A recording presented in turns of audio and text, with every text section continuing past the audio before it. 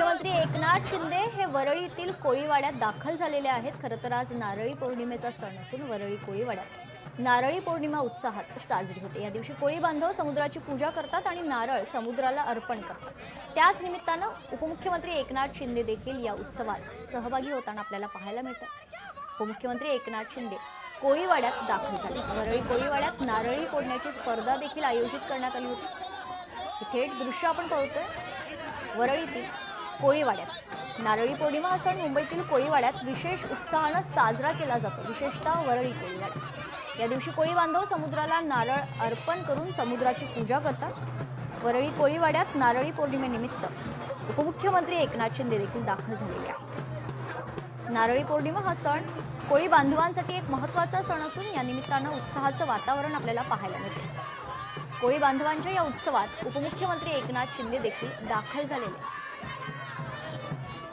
आपल्यासोबत सविस्तर चर्चा करण्यासाठी आपले प्रतिनिधी अविनाश देगसकर जोडले जात आहेत। अविनाश, काय सविस्तर माहिती?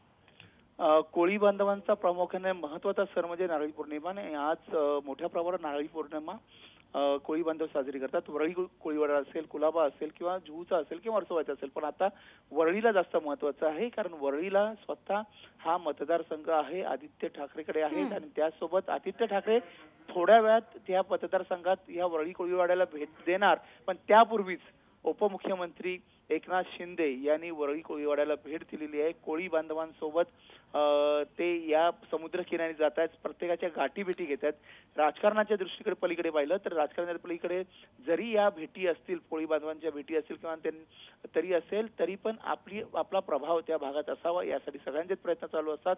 कोळी बांधव हा मोठ्या प्रमाणावर मुंबईत राहतो आणि मोठ्या प्रमाणावर त्यांचं प्राबल्य आहे, पण त्यामुळे वरळीसारखा मेन स्पॉट असेल जिकडे उभाटाचे आमदार तिकडे असताना स्वतः आदित्य ठाकरे असताना आता मात्र ते येण्यापूर्वी त्या स्वतः उपमुख्यमंत्री एकनाथ शिंदे तिकडे दाखल झालेले आहेत आणि सगळ्यांच्या जर आपण पाहिलं तर शिवसेनेच्या कार्यकर्त्यांकडून जोरदार घोषणाबाजी देखील केली जाते। प्रभावाबद्दल आपण बोलत होतो, प्रभावाचा उल्लेख आपण केला होता। नक्कीच, कारण तिकडे वर्चस्व नेमकं कुठे राहावं यासाठीही प्रयत्न असतात। वरळी हा मुंबई मध्य मुंबईतला किंवा आजूबाजूच्या परिसरातला सगळ्यात जास्त ग्लॅमर असलेला मतदारसंघ होता कारण तिकडे स्वतः आदित्य ठाकरे स्वतः तिकडे आमदार आहेत आणि त्यासोबत ते दरवेळेला जेव्हापासून आमदार झालेले आहेत त्यावेळेला दरवेळेला त्या वरळी कोळीवाड्याला भेट देतात। नारळी पौर्णिमा असेल किंवा होळी असेल त्यावेळेला त्यांची भेट नक्की असते, पण यापूर्वी त्यांचा टाइमही ठरलेला 7च्या आसपास आदित्य ठाकरेकडे भेट देणार, वरळी कोळीवाड्याला भेट देणार होती अशी माहिती मिळालेली होती। कोळी बांधवांची भेट घेणार होती, कार्यकर्त्यांची ते भेट घेणार होते उभाटांच्या, पण त्यापूर्वीच आता स्वतः उपमुख्यमंत्री एकनाथ शिंदे यांनी पहिली भेट दिलेली आहे आणि तिकडे मोठ्या प्रमाणावर शिवसैनिकांनी घोषणाबाजी केलेली आहे। पारंपरिक वेशात सगळे कोळी बांधव तिकडे जमा झालेले आहेत आणि त्यांचं स्वागत करण्यासाठी जर बघितलं असेल तर स्वतः उपमुख्यमंत्री एकनाथ शिंदे यांनी कोळ्यांची जी लाल कलरची टोपी कानटोपी असते ती स्वतः घातलेली आहे आणि त्यांच्यात सहभागी झालेले आहेत, हे महत्वाचं। निश्चित, धन्यवाद अविनाश आपण दिलेल्या सविस्तर माहितीसाठी।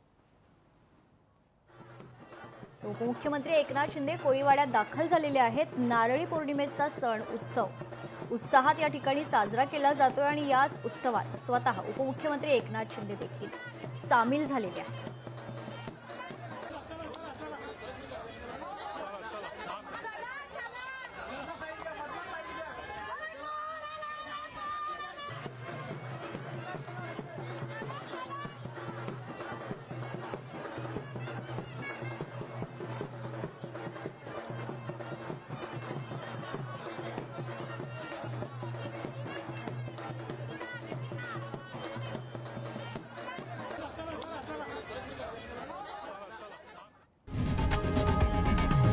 लोकशाही मराठी ऐका, पहा, जागरूक रहा।